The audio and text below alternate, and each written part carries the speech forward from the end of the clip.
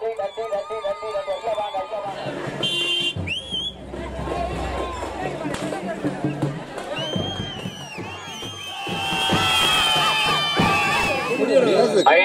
காரணங்களுக்காக இதிலே நாம் இரட்டை இலசினத்திலே வாக்களித்து வெற்றி பெற செய்ய வேண்டும் என்று கேட்டுக் கொள்கிறேன். ஒன்று, நாம் இந்த கிராமம் அருளாட்சி கிராமம், பெரிய கிராமம்.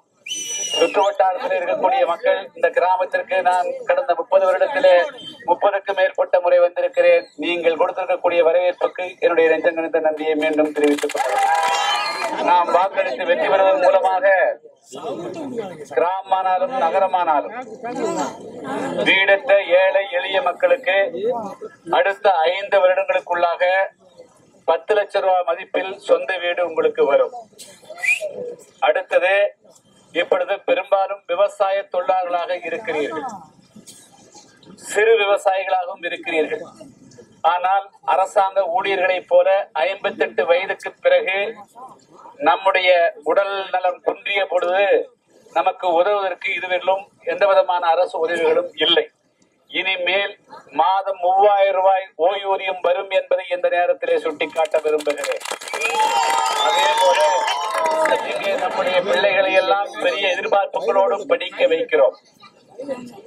அவர்கள் வேறு ஏதாவது வேலைக்கு போகட்டும் என்று.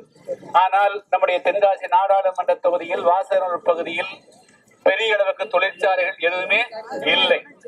இனிமேல் பெரிய தொழிற்சாலைகள் இங்கே வரும், வேலை வாய்ப்புகள் உருவாகும் என்பதை இந்த நேரத்தில் சுட்டிக்காட்டப்படுகிறது. அதே போல மேற்கு தொடர்ச்சி மலையிலே உற்பத்தியாகி வீணாக ஆண்டொன்றுக்கு 3500 TMC தண்ணீர் அரபிக்கடலிலே கலக்கிறது. நம்முடைய இந்த பகுதி மக்களுடைய நீண்ட நெடுநாளைய கோரிக்கை செண்பகவல்லி அணை சீரமைக்கப்பட வேண்டும் என்பது. உங்களுடைய ஏப்ரல் மாதம் 18ஆம் தேதி நடைபெறக்கூடிய தேர்தலில் உங்களுடைய வாக்குகளை எல்லாம் மறவாமல் இரட்டை இலசினத்துக்கு அடித்து வெற்றி வாய்ப்பை தேடித்தாருங்கள். செண்பகவல்லி அணை புனரமைக்கப்படும், அந்த திட்டம் நிறைவேற்றப்படும் என்பதை சொல்லிக்கொள்ள விரும்புகிறேன்.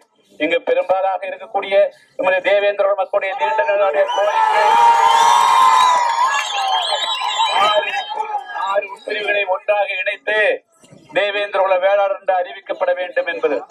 இப்பொழுது ஏப்ரல் மாதம் இன்று தேதி 9, தேர்தல் முடிந்து அடுத்த 1 வார காலத்துக்குள்ளாகவே அதற்கான அரசாணை பிறப்பிக்கப்படும் என்பதை இந்த நேரத்தில். எனவே உங்களுடைய கோரிக்கை நிறைவேறவும், தென்காசி நாடாளுமன்ற தொகுதி தொழில் வளம் பெருகவும் விவசாயம் பெருகவும் நீங்கள் அனைவரும் இங்கே பல்வேறு சமுதாயத்தை சார்ந்த மக்கள் கலந்து கொண்டிருக்கிறீர்கள்.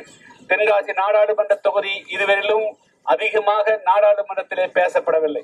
ஒரு தொகுதி வளம் பெற வேண்டும் என்று சொன்னால் அந்த நாடாளுமன்ற உறுப்பினர் எந்த அளவுக்கு நாடாளுமன்றத்திலே பேசுகிறாரோ அதை பொறுத்துத்தான் வரும். வெறும் நாடாளுமன்ற உறுப்பினர் பதவி என்பது வெறும் அழகான பதவி அல்ல.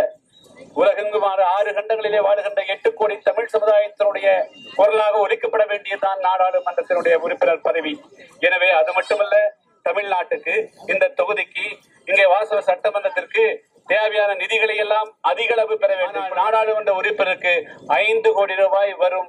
அதிலே நம்முடைய இந்த பகுதிக்கு வாழக்கூடிய அனைத்து சமுதாய மக்களுக்கும் பெண்களுக்கு தனி கழிப்பிட வசதிகள், சமுதாய கூடங்கள், குழு கட்டிடங்கள், குடிநீர் வசதிகள் எது வேண்டும் என்றாலும் செய்து கொடுக்கலாம். அனைத்து சமுதாய மக்களுடைய பிரதிநிதியாக நிச்சயமாக செயல்படுவேன்.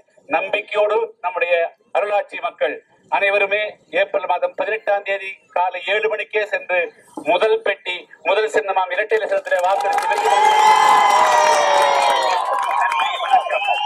ஏற்கனவே எடப்பாடி பழனிசாமி அவர்கள் அரசு உங்களுக்காக பொங்கலுக்கு 1000 கொடுத்திருக்கிறாங்களா? அடுத்து 2000 ரூபாய் தேர்தல் முடிஞ்சோன்னா அதுவும் வரும்.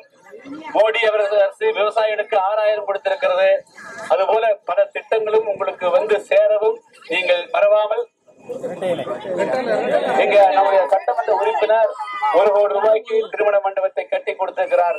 அதுபோல பல திட்டங்களும் உங்களுக்கு வந்து சேரும். நன்றி, வணக்கம்.